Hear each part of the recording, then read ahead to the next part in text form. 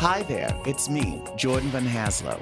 Welcome to Jordan Van Haslo and Friends live on Hot 702.5 FM Las Vegas. Let's get on with the show.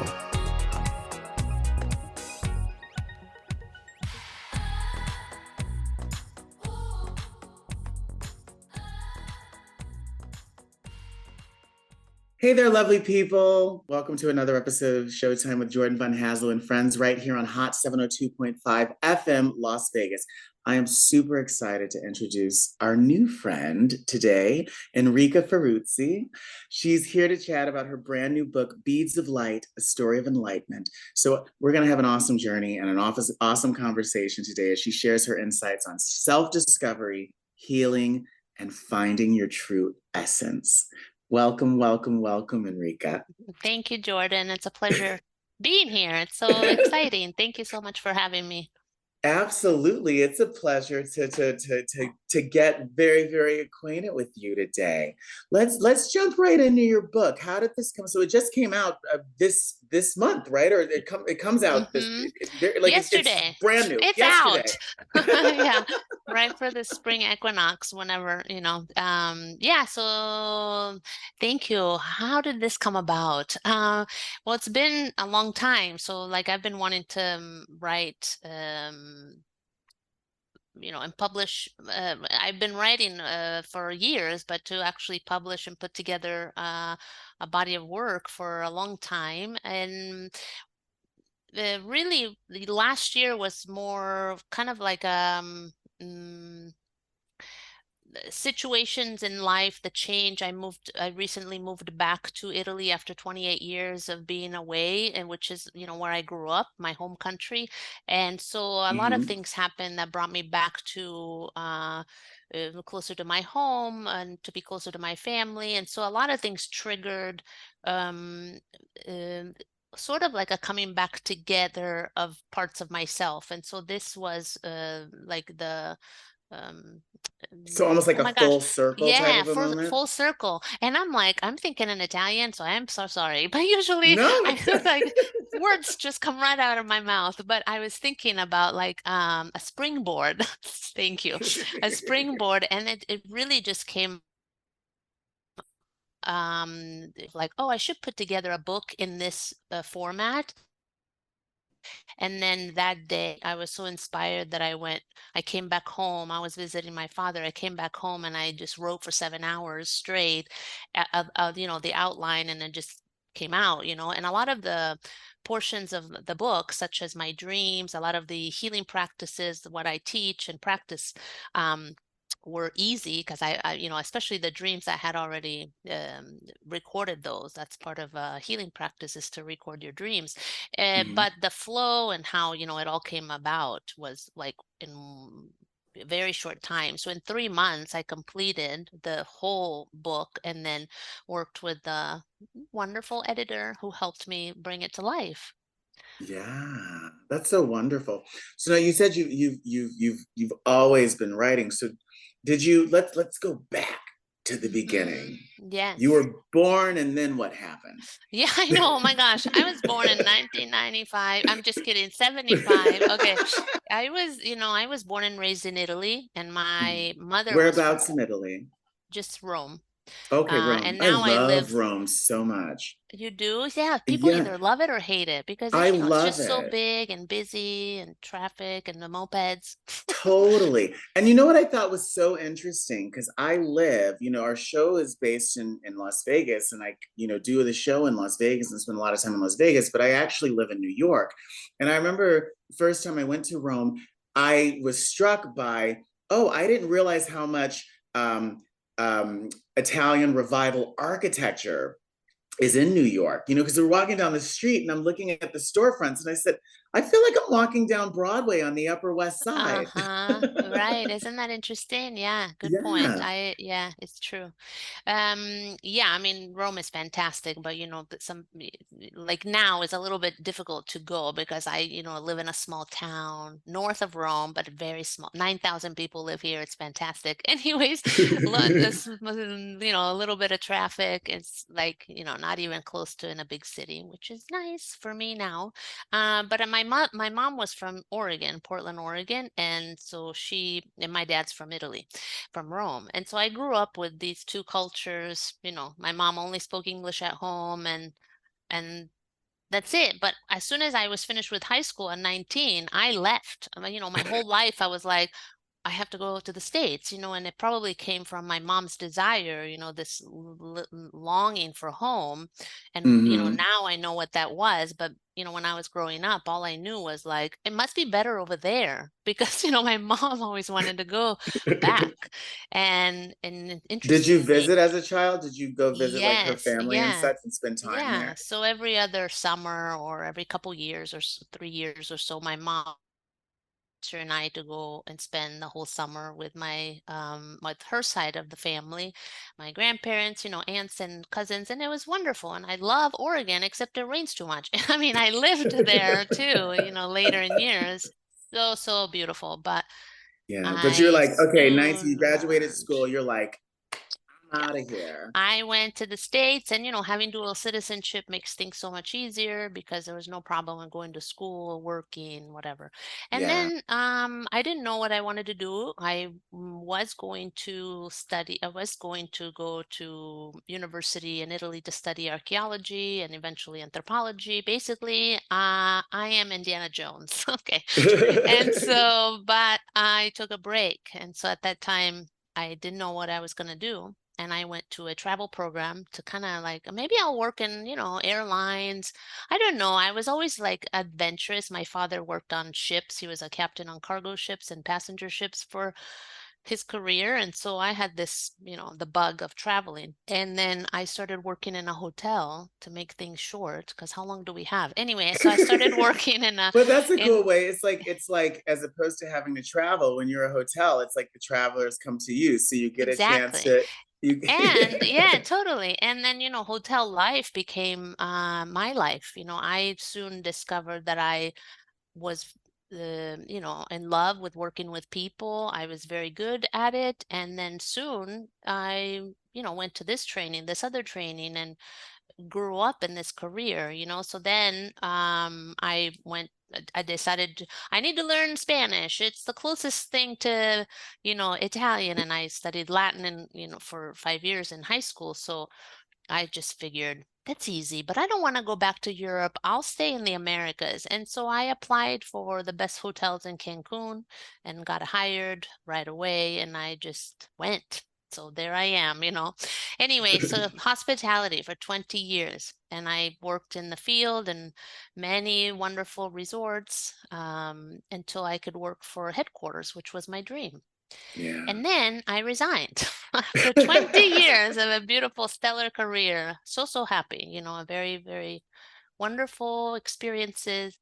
And that's it. There was a time in my life, about 2008, 9, where I couldn't understand what was happening. Again, I was very successful. I was happy. I was a good leader. Of course, you learn your good, bad, and ugly experiences, but I had it all, let's say, right? But I had this restlessness. Well, you got Um, to the top of the mountain, right? It's like when you're yeah, in like physical education class and you're a kid and you have to climb the rope and you got to the top and rang the yep. bell and it's like, all right, did that. Now what? I didn't know what it was. Can hear me, and I'm an optimistic.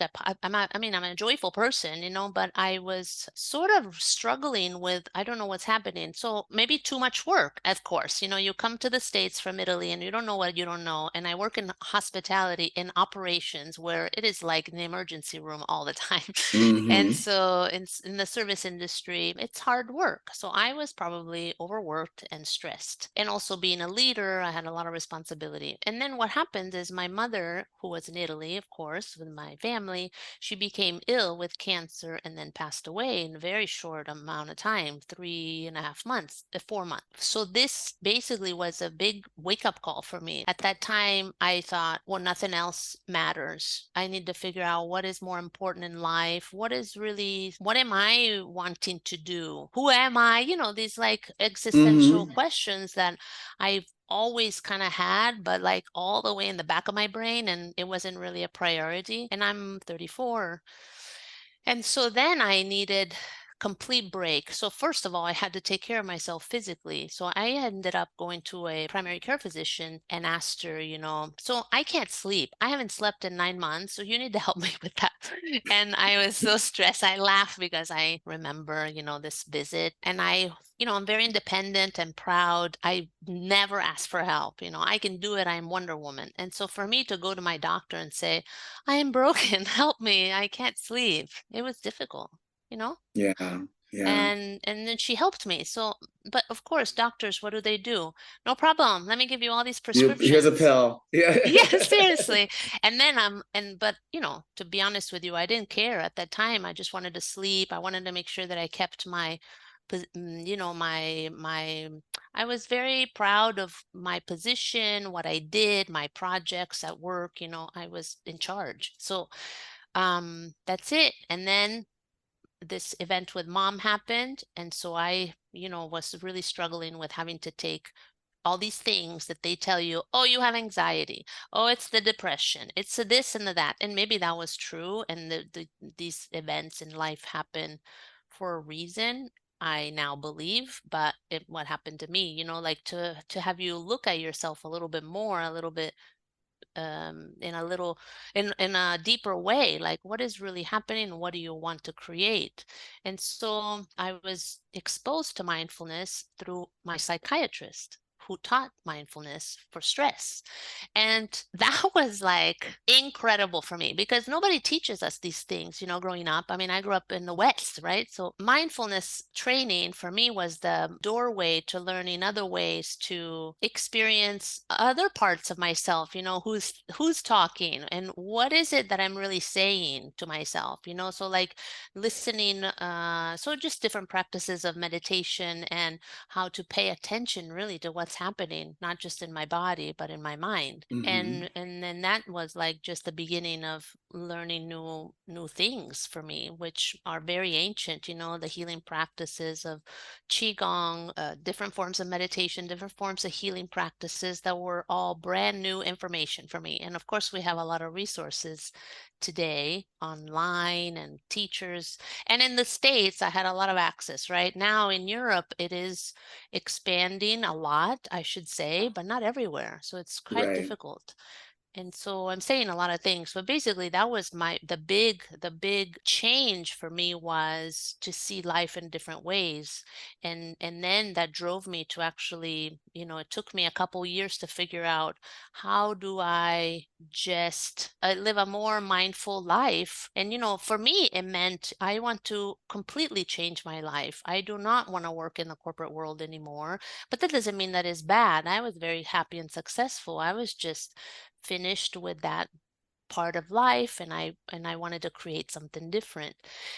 So in Beads of Light, I do describe how I navigated all these changes and what has helped me, not only physically, because I went through some physical changes, the and then the healing practices that really opened my mind to other ways of thinking of humanity, of ourselves, of how we navigate our emotions, our thinking, like our Yeah. actual thought processes and that sort of thing. Yeah. Well, so I'm curious because, like, growing up in Italy, I know Italy is a very Catholic country. Were you raised very religiously? And if so, I'm sorry, go for it. No, good question. Well, I was going to say, when you grow up in Italy, it's kind of like it's in the air. You breathe, Hmm. and then, you're just automatically Catholic. I mean, you can't help it. Of course, we went to church sometimes, I did the communion. My grandma, my dad's mom, right, was alive then, and we did the catechism in school. High and like all levels of school, including high school, will have like the component of the Catholic class, Right. and then so that's very interesting, because I'm like really opposed to any all of that. But like now, but you don't know, you're a child, you don't know, you grew up. But my mother, I wanted to add, my mother was Mormon, so Latter-day Oh, Saints. that's a whole other. Yeah. So, That's a whole other. my Like. mom was like, the American in town, the horse lady, the Mormon, who is this lady? So she had a very difficult time at the beginning because even though in Rome there's a Mormon church, now there's a Hmm. temple, but in the she got here in 71.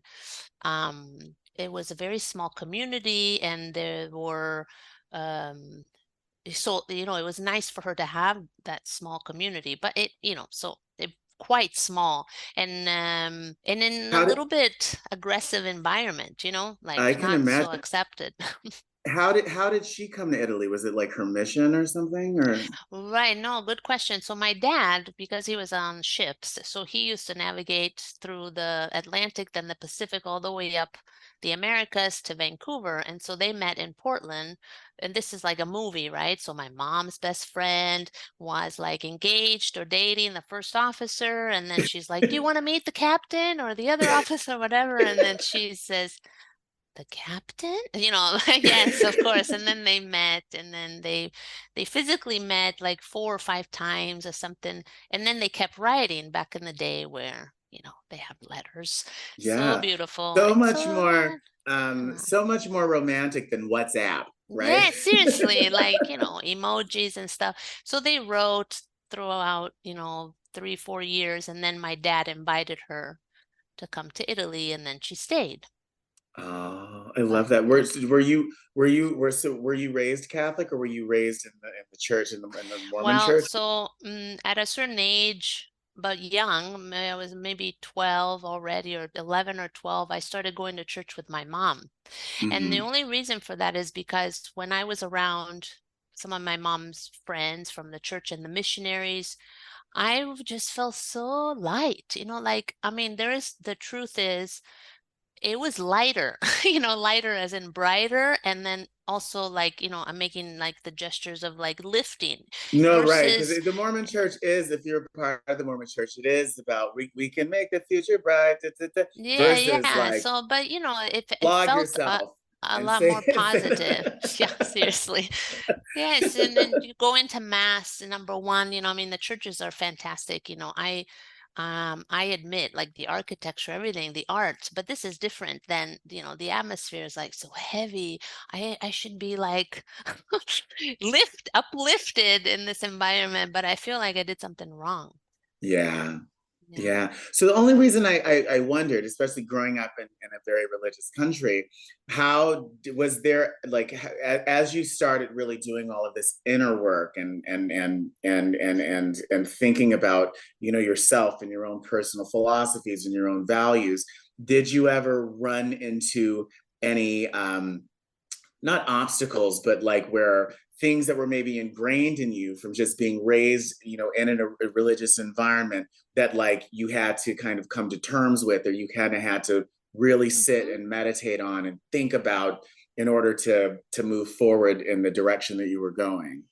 Yeah, that's an excellent question. Absolutely, because whether I moved away from the, let's say, more Organized boxy, religion. yeah, organized religion. Yes, thank you. I had these experiences of whatever I'm learning and it feels really good, then I would immediately doubt. But this doesn't it, because I started studying Taoism and Buddhism, because I started practicing, with a Buddhist group every Wednesday night meditation, because I couldn't Mm-hmm. find anything else. And then the physical Indian yoga was wonderful, beautiful practice. But then I felt like I need to dress up and wear nice clothes. And in some places are not like that. But my experience was that. So I felt like, but I need something spiritual too. So I need to go to this group. So anyway, what I'm saying is a lot of the spiritual teachings and principles, which are universal, a lot more, in my opinion, this is my opinion, opening my mind more, like a little more inclusive. When I first started studying these and experiencing the chats or the lectures with groups, I would doubt, like, oh, I don't know if this is right. But I recognize right away, but this is the belief, the society, how I grew up is not really what I think. So a lot of the practices that I learned were really and mainly is the energy cultivation practices, the qigong, and there's many levels of different types of practices: internal qigong, external qigong, right? A lot of people just think of the tai chi, which is all very beautiful and everything, but there's a lot of internal happenings that go on. And so these practices really helped me purify my filters. And this is Right. a constant, ongoing, everyday, forever dealing. So a lot of times we don't realize that our thinking, like literally our processes of thinking, are based on false information, and it's okay. It's just that we have to just choose, like, do you adopt this as your own, or are you on autopilot? And so this became my quest. I'm always wondering, like, isn't this interesting that I think this way? I mean, I'm comfortable with that I think this way now, but that's not absolute. And if someone has this other point of view, it's just 1% of what is truly happening. Like, I really believe that whatever we see, even whatever I'm expressing now with my words, words can describe, even if one is very articulate, can describe your train of thought, but really not that much. So one has to use we have to use our other senses. So you have, not just the holes in our head. We have to use our heart senses, like our intuition, and feel instead of just think. Right. What are you hearing? Not just with the brain. We have to, like, really feel, and the feeling is what we've become disconnected. So we're just this head walking around, but that's inaccurate information. Right. Right. That makes sense. So at what point did uh writing come into your life, or what point did you start writing? Or is it Yeah. part of your whole almost therapy, like kind of like, oh, let me document Mm, this process? right. I actually, the writing is more started a long time ago, when I would document my dreams. So, and ask questions to myself, to my higher self, my angels, my guides, whatever you want to call them, my other versions of myself. And I would ask questions like, this dream, of course, I know that it's just a symbol, but what does it mean to me? And so I Hmm. would I would ask questions, and in writing I would elaborate an answer for myself. So this is a really old, I didn't invent anything. It's an awesome practice of self reflection, introspection, and then also sometimes to connect with higher states of consciousness. And so in meditation, maybe I would sit and think about, like, okay, and dreaming for me was one of the most impactful healing practices. It may not be for everyone, right? We're not taught that dreaming can be impactful, because we just think, oh, it's just the dream, it's just the Right. dream. Don't pay attention to that. But it's just like in meditation, you can be in a beautiful setting where your nervous system is calm. You can quiet your mind enough that you can be guided through a meditation, or yourself go through on a journey in your, invisible realms, and then ask questions like, I'm having a difficulty choosing this or that. I'm worried about this. What do you think? And you're only asking yourself. So sometimes I describe this to people, especially my Mormon friends, that are like, this is like a prayer. When you're praying, like, I respect everyone's beliefs, to be honest with you, but really when you're praying, to this other entity. But if you think of that entity as yourself, then isn't that beautiful that you're the one that can help yourself get Hmm. the answer? So, and we tend to doubt, like, no, I don't know anything, or I don't know, I need this, and you're pleading, you're like begging, some, You're please pleading give from the me, external, please help help me, me. save me. Yeah. Yeah. Yeah. Yeah, but in reality, we are empowered. We can do that. So it's kind of like we can be in the driver's seat, and then next to us and in the back seat are just, our posse, like our people, which are our guides. I mean, there's nothing to believe in here. We can just feel like, even our lost ones, my puppy, my mom, my guides, people from different star systems. and then some people are like raise their head, like to your point earlier, like, did you have any opposition or obstacles? Not necessarily maybe like, oh, I grew up with this mentality and I can see it's affecting my decision making, maybe how I lead my life.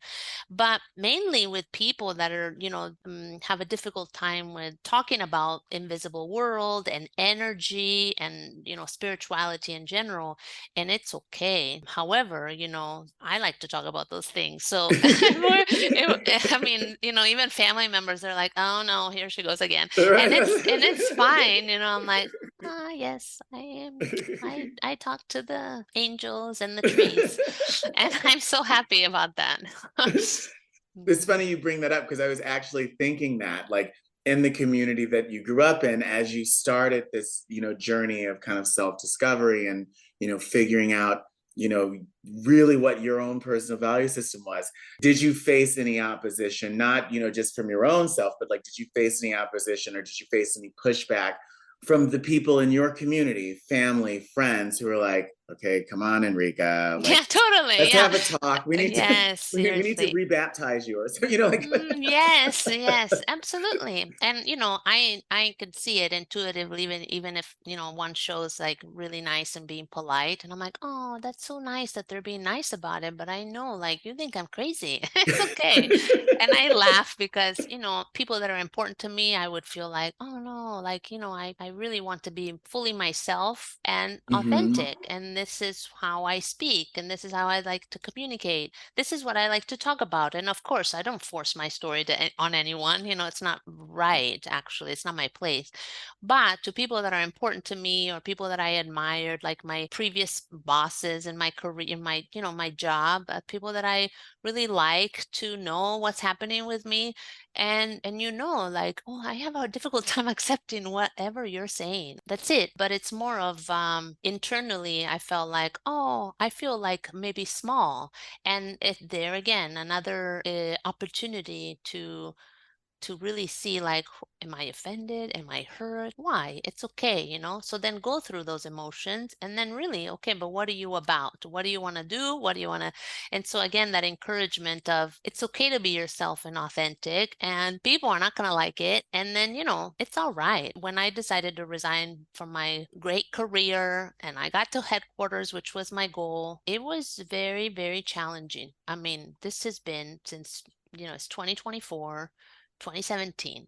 So since 2017, people still think like I'm having a midlife crisis. And I'm like, isn't this amazing that I'm having this crisis? No. Then I went to Korea, so it's a completely different world, even though it was a short trip, but it was a right when I decided and to have this mental break where even the writing is different, and I was like a shock to my nervous system. I yeah. almost stayed there. I mean, it was, but this is not everyone is able to do these extreme changes. So I realized that, right? So when I say navigating change, I'm not talking about leaving your career and moving to a different country with the cat and a dog and a partner. No, no. This is more about like internal changes. So thinking in different ways, accepting like all of the pieces of who you are. So this is, bring back all the pieces of, which I call beads of light. All of my Yeah. pieces. I want to walk around with all of me, not just like whoever I identify with. And who is Or that? whoever you want to present to others so that you get the reaction that you want out of them. Right, right. Yeah. Yeah. And so this is a big risk. A lot of people, and I think it's for everyone, but women too have a difficult time with that because I mean, I'm a woman, I don't have children. And, for the longest time, it was like, why don't you marry an engineer and buy a house and have like, two kids?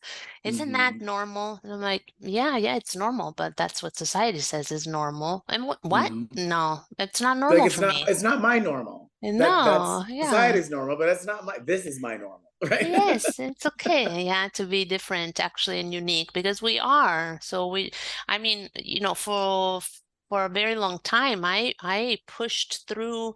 It's like the salmon going up the river. Like I struggled so much because I had to conform. And granted, I adopted that, like conforming, I adopted. I wore it like a really nice suit, in the corporate world. And I had to, put my hair up and I mean, I'm just saying like the superficial things, but I had to be that person. And then I had to just reevaluate everything. And maybe, and I even explain in the Beads of Light that I could have continued like but the journey is more about what do you want to create? Like, I believe that everyone has something to contribute.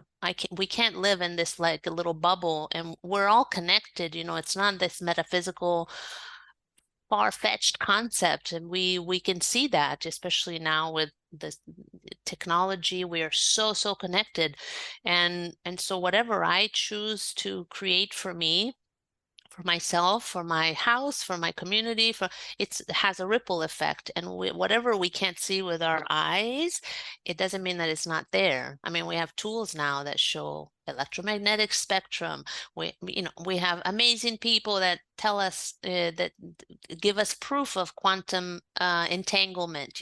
How incredible the energy and the invisible realms affect us on a Yeah. every day, all day long, except that we don't see it, and so it's not there.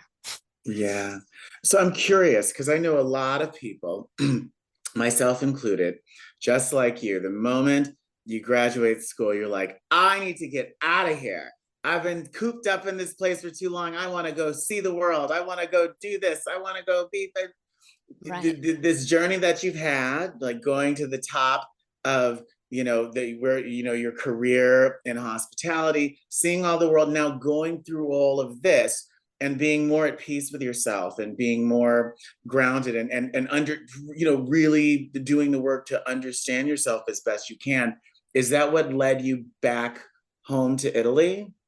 Right. Yes, actually it did. And to be closer to my father, who's the only Hmm. one I have, as far as family, and of course my sister, very important too, but to be closer, because two things. Number one, I had a business in the States. I lived in Arizona the last 10 years that I was there in the States, and I love it. I miss it a lot. But after COVID, I closed my, I know it's so hot. I love it. But it was Northern Arizona. But anyway, I closed my business after, 2 years of struggling with COVID. So I closed because all my business went online, teaching and training programs and workshops.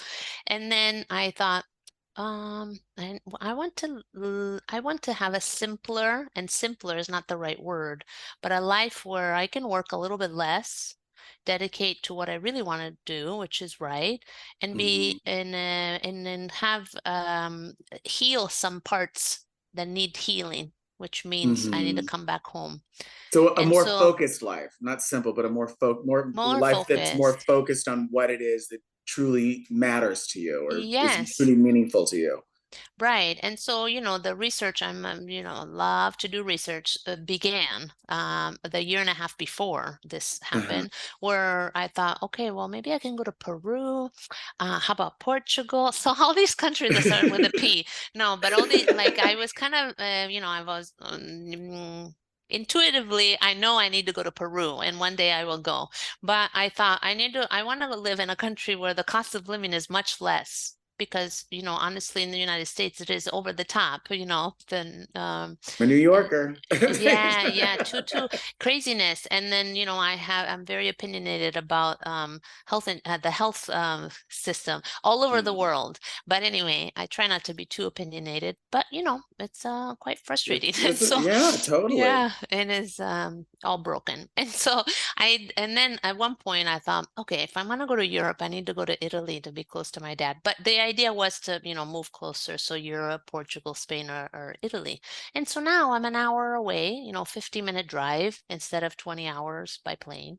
Yeah. And it's nice, but coming back was like we talked about earlier, like full circle. And so what I needed to fill my cup a little bit more to understand some parts and events in my life that shaped my thinking when I was so small came together so beautifully. And, not so happy moments, a lot of tears, some difficult times, but then it helped me understand like, oh, all the training that I did up to now, as far as how to purify my mind, really my mind as in my heart. I speak of mind of the heart. The brain is just the brain, like the computer that's running the program.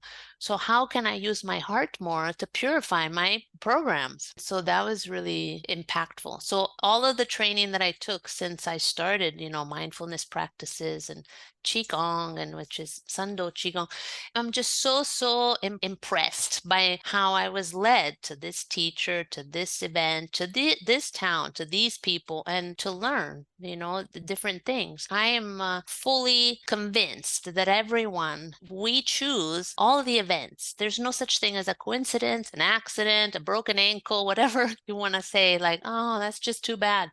No, I just said, like, I'm convinced that we are guided and pushed this way and the other way for a reason. And then of course we don't need to overthink, like, why did this happen to me, especially if it's not so pleasant. We never ask, Mhm. like, with such desperate mind, when something really good happens, Good. It's like, why did I win the lottery? Why did I? Exactly. That's so hideous, like we're usually so desperate when something bad happens. But I just invite people to kind of examine when, when you feel even-minded more than anything, to like like, what a beautiful story. Even all the, not so happy moments, like, what is it, what did I get from that, or what did I lose there? Because we tend to deplete our energy all the time, all day long. And so our job really is supposed to be to become brighter beings, so to be Mhm. more of who we are, so to be literally emitting more light. And so Yeah. that is the work. It doesn't matter what one does, actually. But then society says, oh my gosh, you need to have a house and the kids and the whatever. And the And it makes engineer me husband laugh and because the it's okay, it is great, it's very noble. But if one doesn't want that, that doesn't mean that that person has no worth. hmm Yeah. And unfortunately we are still in that structured mentality that, success equals this is the formula, there's no other. And Yeah. actually Well, there's all other, it's all totally. the other. Well, I think that we're social beings, right? And most of us live in our collective communities, whether that's our geographic community, whether that's our social community, whether that's our professional community. And to say, hey, I know this is the norm and step away, that's a really hard and brave thing to do, right? Because no one, like instinctually, right, is like a survival skill. No one wants to be out on a limb all alone, right? Uh-huh. Right, it's scary. Yeah, it is scary. You mentioned earlier Peru. What is it that's drawing you to Peru? Yes.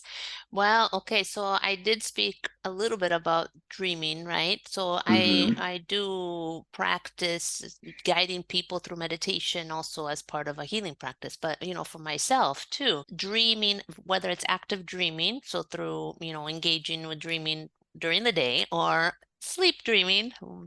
I've had visions and dreams about Peru and the pre-Inca civilizations since I was very small, that I can remember. And I know it means something. It's a memory, or it's just being drawn there. And similar events have happened with other civilizations, ancient Egypt, Sumeria, like all the ancient peoples. But that is, I'm kind of a nerd in those kinds of things. Like, I really like to read and study about ancient civilizations since I was young. And, my schooling in Italy, learning Greek and Latin probably influenced that a lot, studying philosophy. And I don't know everything, but I really enjoy studying about the ancient people. And so I just felt like I need to go there and touch the land, like be there. Yeah. I mean, I can have a um in a journey there in another state of consciousness, but altered state. But I need to go there physically. And so one day I will go 100%. just like Yeah. other places, like in Turkey calls me a lot, Turkey, and Egypt, of course, and other parts of the Americas that I would like to. I mean, I lived in Mexico for 7 years, and that was not an accident. I knew. I mean, I just went, and the job and the ocean and the everything was for the hospitality, but I was drawn to that land for a reason. Yeah. And my Yeah. link to the Mayans. Yeah.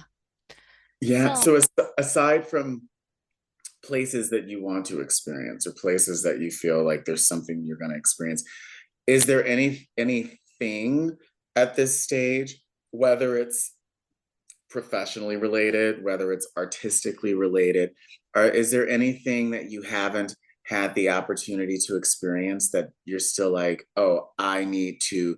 It could be something as simple as skydiving, but are there any mm, things that you're like, yeah, these are some things that I still want. These are experiences that that are on my list to have. yes. Yeah, thank you. That's a wonderful question. I would go live in Asia for a long while. Like I would Yeah, just try to Vietnam, Cambodia, and I've been to South Korea, and I almost stayed, and it's magical. And so I would like to spend time in Asia. Yeah, I've for sure. never, I've actually never been to, most of my travels have been in like Central and South America, Europe. I spent a lot of time in Australia, but I've Nice. actually never been to Asia. What was it that you said Mm. South Korea was magical? What was it that Oh you yeah. felt? So first of all, the people and my training comes from like lineage that is it comes from South Korea, but it's practiced in China and Japan and other places in the world. But the people Hmm. yeah, very, very kind. Of course, people are everywhere. I'm sure there are rude people, but my experience was they were so, so kind. Even when, I'm by myself and trying to find some food with no meat, and I know how to say, no meat, please, give me anything else. And they were just so, so kind. But besides, the cities are very congested, a lot of cement, all that. But I've experienced the nature and places on the outskirts of a city, the temples and sacred mountains and places where for contemplation and training, which I call training, like discipline practices, Hmm. and very spiritual people. Yeah. Oh, So, connected to the land. And so I have interest in going to other places in Asia, especially when I go places, of course, you want to see some sites that are quite famous, right? Yes, that's hmm. inevitable. You want to go see the Colosseum, let's say, if you come to Right. Rome. But at this time in my life, I'm more interested in experiencing the spirit of the people. So like I want to go somewhere but spend time, you know, Right. and be like the local. Where do you go eat? Take me there, or in the land, and experience the land. And so to hold retreats in places, and that's my work, Right. I Not just have to the like the guide people. Instagram selfie experience. Like I No. was here. I was there. No, no. Yeah, it's very near the opposite. Like no technology, be very quiet. I mean, I'm, quite extrovert when like I love talking to people. I deal with people all the time, but I enjoy so much being silent, Sunday, Yeah. I know there's no speaking. Of course, I Yeah. speak if somebody Right. bring, the courier comes, I open the door, but I'm quiet, very quiet.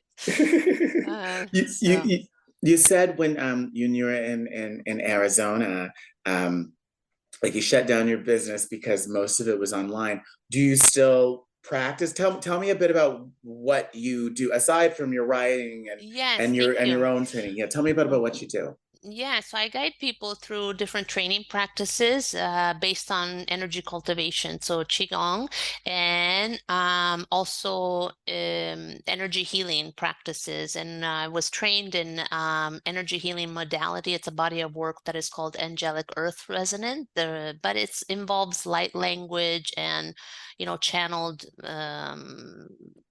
energy work.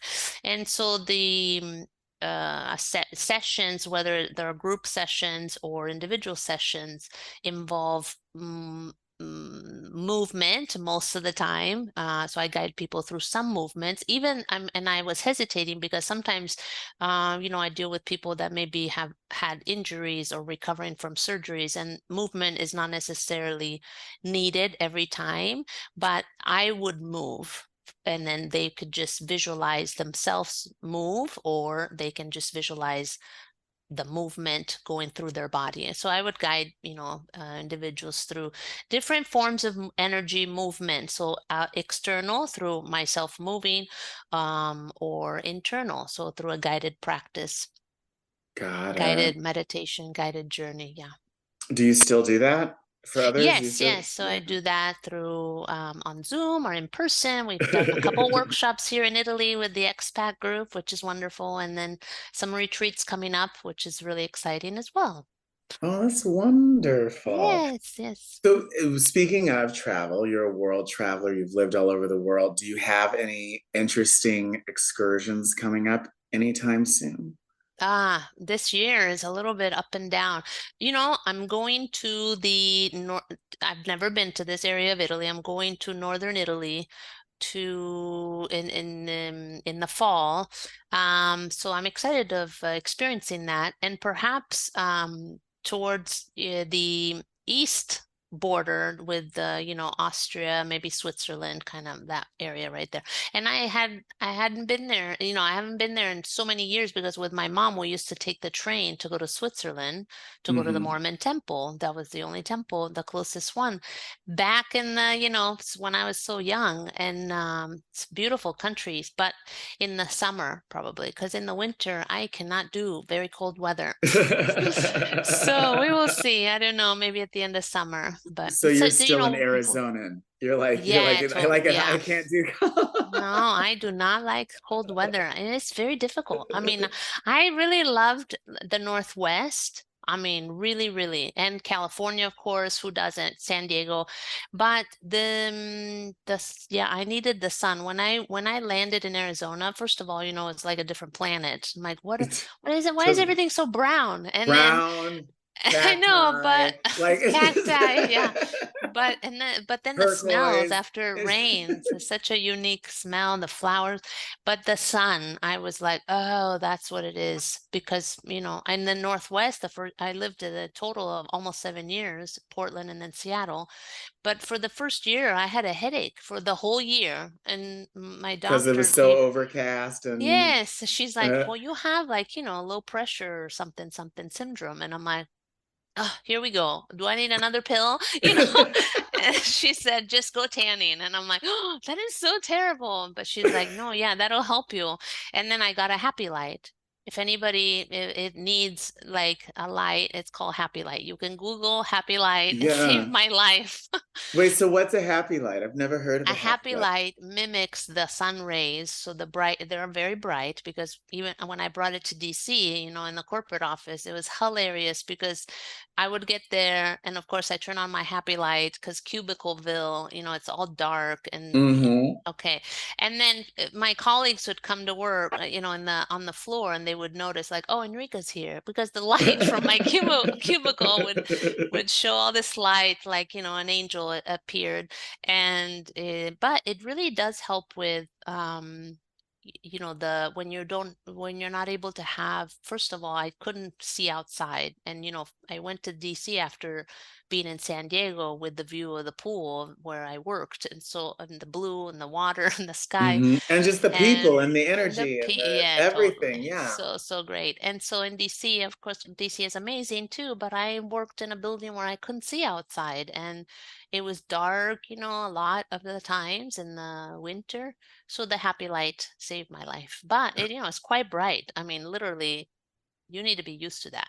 Except if people have the problem where low pressure or the gray, from atmospheric pressure or gray, makes you feel like we should just go take a nap. No, you should do something to help, and in those days though, I didn't have any tools to help me change my energy and help me with, becoming joyful when I didn't feel like it.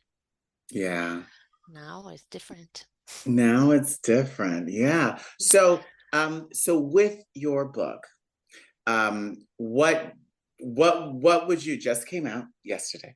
What Yes. would you like the takeaway to be? Like so people read it. What is your intention or what is your mission in terms of like releasing this book into the world?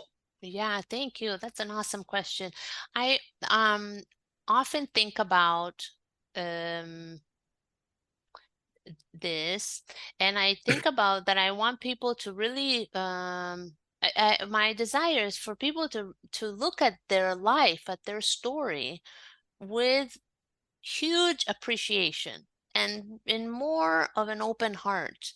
And so most of the time we are really hard on ourselves because maybe we should have done this and we would have, all these conditionals.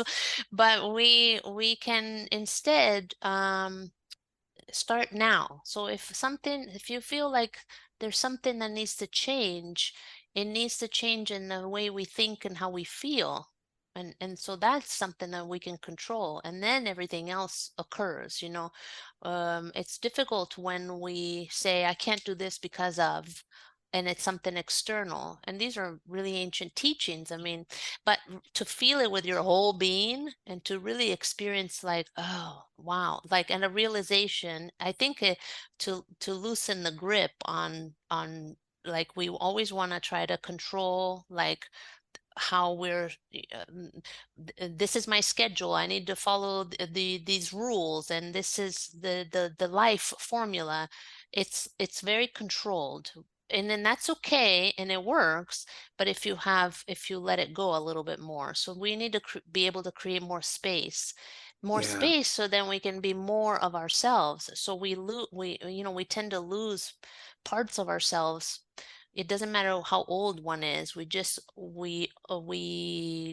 that. We inevitably do that. Whether we have a relationship but then it's broken, we lose parts of ourselves, of course, or we move, or we are hurt by someone, or even when we're extremely joyful in a relationship, we're still losing parts of ourselves.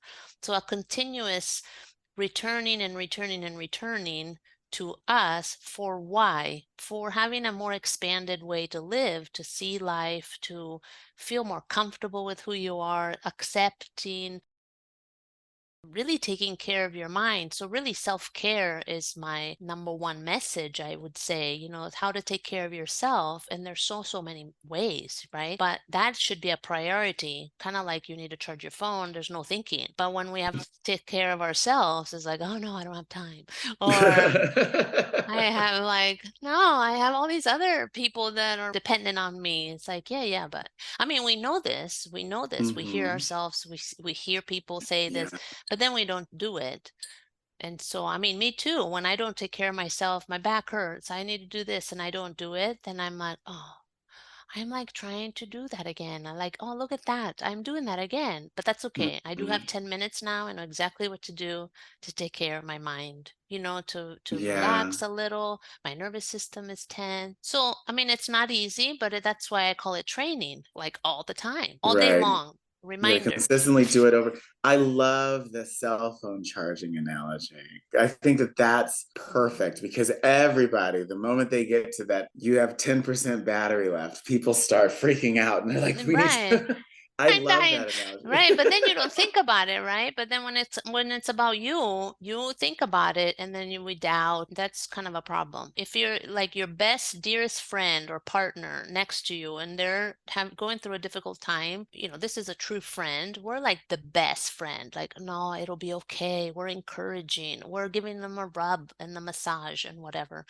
And but if when it's like about ourselves, we are not that person towards Yeah. ourselves. And Yeah. that's what expanded living is. We need to be that for ourselves because there's nobody else. And then Yeah. everybody else will do that because we are doing that to ourselves, like more self-love.